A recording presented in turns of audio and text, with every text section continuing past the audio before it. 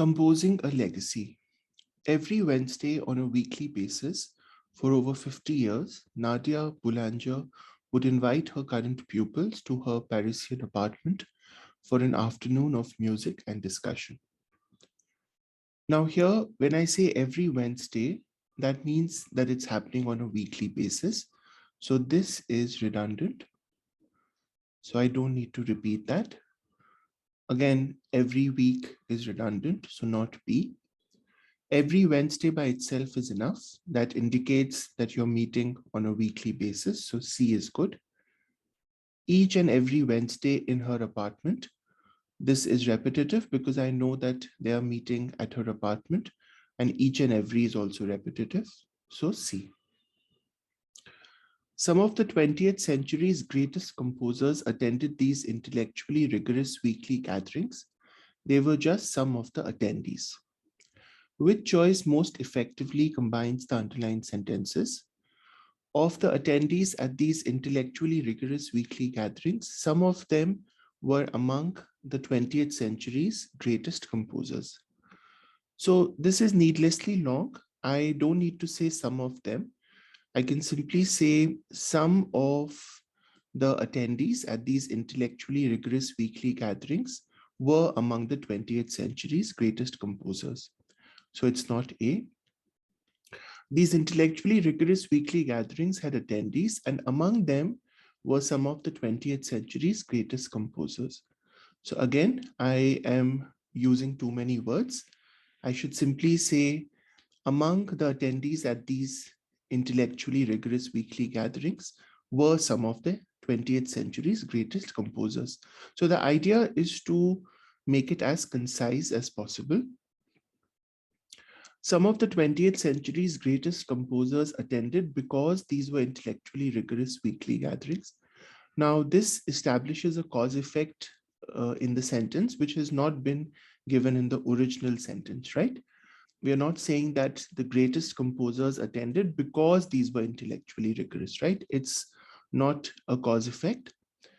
Among the attendees to these intellectually rigorous weekly gatherings were some of the 20th century's greatest composers. So this is good. This is a concise option and it conveys the meaning correctly without adding anything extra. So D.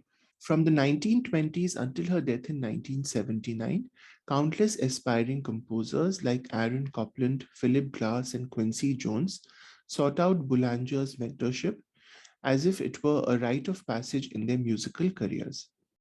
Boulanger, a gifted performer and composer in her own right, was famous for her demanding curriculum that stressed not only the obligations composers have to their audience, but also the need for every student to discover his or her individuality as a composer.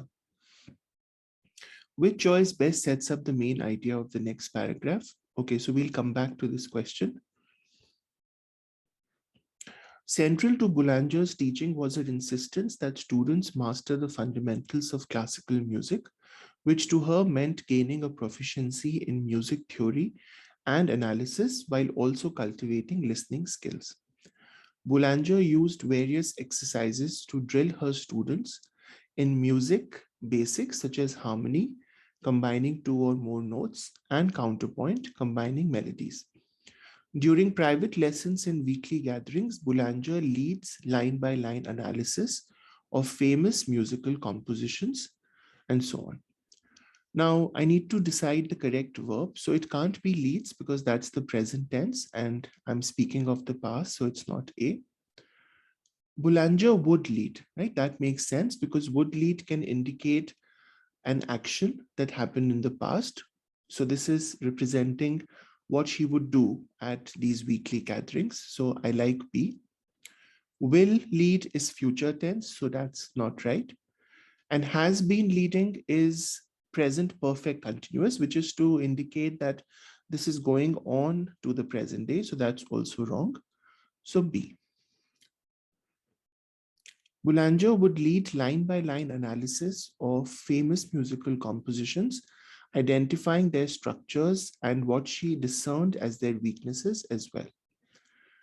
Okay, so identifying their structures and what she discerned as their weaknesses. So the way it's written looks okay because I noticed that other options have a bunch of apostrophes and none of these is possessive. Structures and weaknesses are not possessive nouns here. So I don't need these apostrophes. I can simply say identifying their structures and what she discerned as their weaknesses as well. So option A. From these intensive sessions with Boulanger, Glass claims that he learned to hear. Now here I need to decide the punctuation. So I'm quoting from Glass. I'm saying he learned to hear, but I'm only using his quotation selectively and putting it in my own sentence, right? So I don't need any punctuation after that. You use a comma with a direct quotation. For example, he said he learned to hear from Boulanger, right? So then I put a comma after said because I'm quoting him in full. But here, I'm simply including a part of his quotation in my own sentence. So this is similar to indirect speech. So I don't need any punctuation. So no comma, no colon, and no dash. So just P. To make this paragraph most logical, sentence one should be placed. Okay, so sentence one is saying, central to Boulanger's teaching was her insistence that students master the fundamentals of classical music, which to her meant gaining a proficiency in music theory and analysis while also cultivating listening skills. So this talks about Boulanger's teaching methodology. And then I'm talking about the various exercises that she used. I'm speaking of private lessons and weekly gatherings. So this looks like a good introductory statement to her pedagogy. So I don't want to change its location. So I'll keep it where it is now. And let's go back and answer the earlier question. So this was saying she was famous for her demanding curriculum that stressed not only the obligations composers have to their audience, but also the need for every student to discover his or her own individuality as a composer. So obligations to the audience, advantages of dramatic formats like opera, importance of musical form, and value of learning to play several instruments. So this would be C, right? Because in the next paragraph, I'm talking about how she stressed on music theory and analysis, and she wanted her students to cultivate listening skills. She drilled into her students concepts like harmony and counterpoint. So all of that relates to musical form, right? It was not just important to sing, but also to understand the theory behind the music. Now, obligations composers have to their audience, that's not something that's brought up in the next paragraph, so it's not A. There is no mention of dramatic formats, so it's not B. And there's no mention of several instruments, so not D either.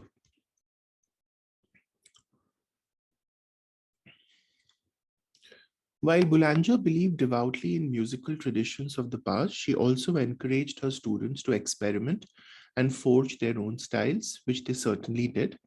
Copland, who studied for 3 years with Boulanger, began composing classical pieces that took inspiration from American folk songs, as in his 1938 ballet Billy the Kid. Glass, a later student, developed a more minimalist approach, breaking music down to its basic components. In the 1968 composition, Two Pages, for example, a pattern of 5 notes is repeated for 18 dizzying minutes. Jones, one of the few jazz musicians to study with Boulanger, went on to compose dozens of film scores and produce some of the most iconic pop albums of the century, such as Michael Jackson's 1982 hit Thriller. So the way it's written looks good because my main sentence is Jones went on to compose dozens of film scores and one of the few jazz musicians to study with Boulanger. That's additional information. So I put it between a pair of commas. So the way it's written is good. So I like A. This dash after went on is not needed because there's no break there. So B is wrong. The comma after Boulanger is missing here. I definitely need that comma to close the comma after Jones. So it's not C. And the comma after to is wrong because this is just a continuous verb. So I would not put a comma here. So A. To Boulanger, who once taught the composer of the musical Bye Bye Birdie, it was only natural her pupils would take such diverse parts and make such unique music. Which choice best supports the information that follows in the sentence? Who held that one must first master the rules of composition before breaking them, who taught for years at the American Conservatory at Fontainebleau, who believed that composers must find ways to individuate themselves. So I think the answer here should be D because we know that her pupils went on to take diverse paths, so they followed their own individual paths, which is something that Boulanger encouraged. She wanted her composers to find ways to individuate themselves. So that fits with the rest of the sentence. Now, the fact that she once taught the composer of this musical, that's not really relevant. That's a very specific example of a composer that she taught. So not A. So B is true, but B has already been broached in the previous paragraph, right? That she wanted composers to master the rules of composition. And the fact that she wanted them to master the rules before breaking them is not relevant to her pupils taking on such different paths. So it's not B. And the fact that she taught for years at the American Conservatory at Fontainebleau, again, that's not relevant to her pupils. So D. Above all, Boulanger was truly dedicated to music, and she passed on a legacy of musical devotion to several generations of composers. So here I need to say passed on, right? Not past, because past is not a verb. So any option with past is wrong. And you pass on a legacy, right? You give a legacy to the future generations, not pass for. So between these two, the choice is idiomatic. You need to know the meaning of pass on to understand why C is the answer. She famously once said, false notes can be forgiven, false music cannot. And Boulanger became renowned more for her teaching than for her own musical compositions. The writer wants a conclusion that summarizes the passage's discussion of Boulanger's legacy, which choice best accomplishes this goal. Boulanger will long be remembered for her formidable knowledge of composers and compositions, as well as her own musical skills. Boulanger taught her pupils the foundational skills that allowed them to be trailblazers, true to their own creative impulses. Boulanger never claimed to be able to inspire creativity in her students, only to train them in technical matters. So I think it's C, right? Because I'm speaking in the passage of her legacy as a teacher, her legacy of inspiring several generations of composers.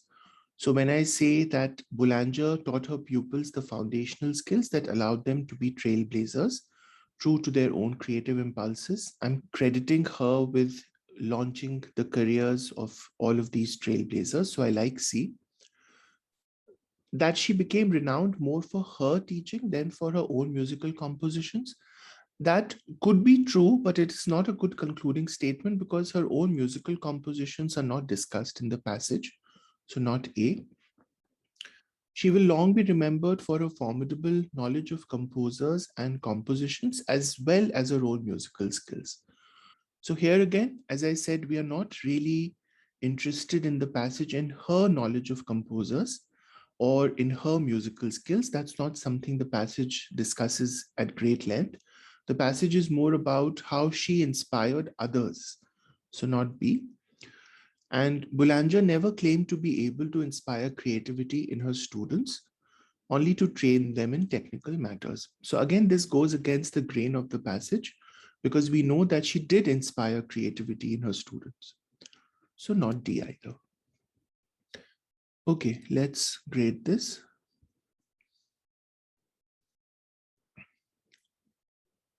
Question 1, CDCBA, CDCBA.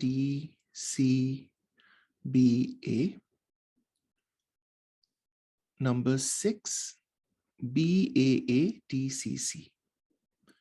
B A A D C C. Okay, great. So we got all correct.